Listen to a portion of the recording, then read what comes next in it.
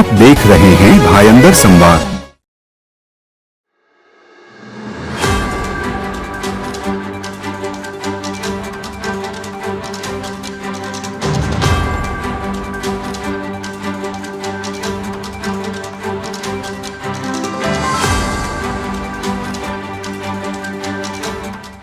नमस्कार दोस्तों, मैं धर्मेंद्र पाल और आप देख रहे हैं भाईंदर संवाद। हम खड़े हैं काशी मीरा में। सकल हिंदू समाज द्वारा यहाँ पर कार्यक्रम रखा गया था। टी राजा को जिस प्रकार से खंडवाल जी परमिशन निकाले थे और नरेश जी उसके कार्य में यहाँ पर काशी मीरा में उनका भव्य तरीके से स्वागत हुआ। आइए जानते हैं कुछ खंडवाल जी का क्या है कहना। टाइगर राजा भैया की दहाड़ पूरे मीरा भाईंदर ने सुनी और उनकी उपस्थिति से पूरा हिंदू समाज का जो जन सैलाब आया, जो हिंदुत्व का परचम जो मीरा भाईंदर में लहराया, वो पूरे भारत देश ने देखा। खंडवाल जी, आपने एक आरोप लगाए थे कि गीता जैन ने पूरा प्रोग्राम को हाईजैक कर लिया था, उसके पीछे क्या राज थी? उसके बारे में मैं पहले ही कह चुका। आज का जो कार्यक्रम है वो इस विषय पर है कि सभी का मार्गदर्शन करना था और जो हम कार्य कर रहे हैं उसके बारे में लोगों को जानकारी देनी थी, तो उसके बारे में ही हम आपने जिस प्रकार से यहाँ पर बयान दिया कि कोई नेता नहीं कर पाया जो आपने किया, तो दरगाह के विषय क्या था, आप थोड़ा बताइए। आप कैसा है कि उत्तर में जो सरकारी ज़मीन सर्वे नंबर 2 व 37 एक सरकारी ज़मीन पर बाले साहब पीर दरगाह ट्रस्ट द्वारा जो है सरकारी ज़मीन पर कब्ज़ा कर और मैंग्रोव्स को नष्ट करके 70,000 फुट पर जो घेराव करके जो है दरगाह का निर्माण किया गया। ये इस विषय पर मैं पिछले 2 वर्षों से लगा हुआ था। एक मात्र अकेला मैंने सारे प्रशासन से सारे दस्तावेज़ मैंने इकट्ठा किया आरटीआई में और अकेले रहकर मैंने जो मेहनत की, उसके बाद जो है जैसी मेरी जानकारी में आया कि पीछे 2022 में 10 अक्टूबर 2022 को दरगाह ट्रस्ट द्वारा जो है एक अर्जी की गई थी, जिसमें उन्होंने उस सरकारी ज़मीन के 7/12 पर अब नाम चढ़ाने के लिए अर्जी की थी और उसके अंदर जो है मंडल अधिकारी दीपक आयरे व तलाटी रवेश पपाले इनके साथ मिलीभगत करके इन्होंने इस दरगाह को, जो कि 3-4 वर्ष पहले जो उसका भव्य निर्माण हुआ था, उसको 1995 के पहले का बताकर उसे रेगुलराइज करने का, उसे नियमानुकूल करने का उन्होंने एक झूठी रिपोर्ट तैयार की थी, जो ये प्रशासन के पास भेजने वाले थे। जब मेरी ये जानकारी में आया तब मैंने इसमें हस्तक्षेप किया, मेरी लिखित आपत्ति मैंने दर्ज की और मेरे द्वारा हस्तक्षेप करने के बाद, लिखित आपत्ति दर्ज करने के बाद पिछले महीने 2 फरवरी 2024 को अपर तहसीलदार मीरा भाईंदर ने उनकी अर्जी को खारिज कर दिया और दरगाह का जो ट्रस्ट का जो नाम 7/12 पे चढ़ने से रुक गया।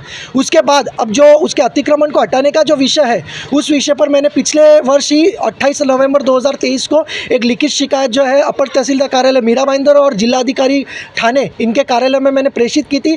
प्रशासन द्वारा इस पर कुछ भी कार्रवाई नहीं की गई। तब मैंने अब जाकर कल ही मुंबई उच्च न्यायालय में एक जनहित याचिका मैंने दायर की है, जिसमें इस अतिक्रमण को हटाने की हमने मांग की है और मुझे पूरा विश्वास है कि न्यायालय से हमें सफलता मिलेगी और जल्द ही सरकारी ज़मीन से यह अतिक्रमण को हटाया जाएगा। अगर नहीं हुआ तो आप क्या एक्शन करेंगे उसके? अगर मुंबई उच्च न्यायालय से अगर हमें सफलता नहीं मिलती, हम सर्वोच्च न्यायालय पे जाएंगे। लेकिन मैं आपको आश्वस्त करना चाहता हूं कि मैं जिस मामले में मैं हस्तक्षेप करता हूं, तो उसमें भगवान श्री कृष्ण के आशीर्वाद से हमें सफलता अवश्य मिलती है और इसमें भी मिलेगी। चलिए, हम नीलेश जी क्या कहेंगे जिस प्रकार से टी राजा यहाँ पर, कई लोग इसका विरोध भी किए थे कि अगर आएंगे तो कुछ न कुछ बवाल हो जाएगा, ये हो जाएगा। सोशल मीडिया के माध्यम से कई ऐसे अफवाह फैले थे, क्या कहेंगे उन अफवाह के बारे में? टी राजा भैया को बुलाने से कई लोगों ने विरोध किया था और सफल नहीं हो पाया। उनको बुलाने में हम सक्षम रहा और मीरा भाईंदर में और बुलाने का हमने एक संकल्प लिया था और बुला के रहा हमने। और वारिस पठान जैसा कई लोगों ने विरोध किया था और सक्षम नहीं हो पाया। 10 लाख संख्या से यात्रा होता है तेलंगाना में और वहाँ पर मस्जिद ढक दिया जाता है और इतना भव्य रैली छोड़कर नहीं आ सकता है। हम 8 महीने में बुलाने का वापस प्रयत्न कर रहा हूँ मैं, और ज़रूर आएगा और ज़रूर नरेश नीला वापस, ये वादा है।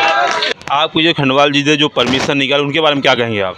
उनके बारे में तो मैं बहुत बहुत धन्यवाद बोलना चाहता हूँ और उनके पीछे भी 2-3 वकील और भी थे और उसके साथ भी हमारे जो गौरंग कंसारा जी है और सुशील वर्मा जी है, ऐसा कई सारा मेरा पीछे शक्ति थे कि उनके वजह से कार्य सफल कर पाया मैं।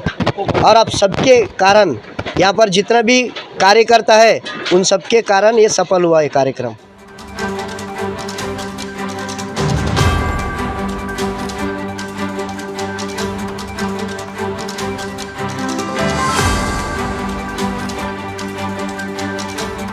मीरा भाईंदर से जुड़ी खबरों को जानने के लिए आप हमारे चैनल को लाइक, शेयर और सब्सक्राइब करें।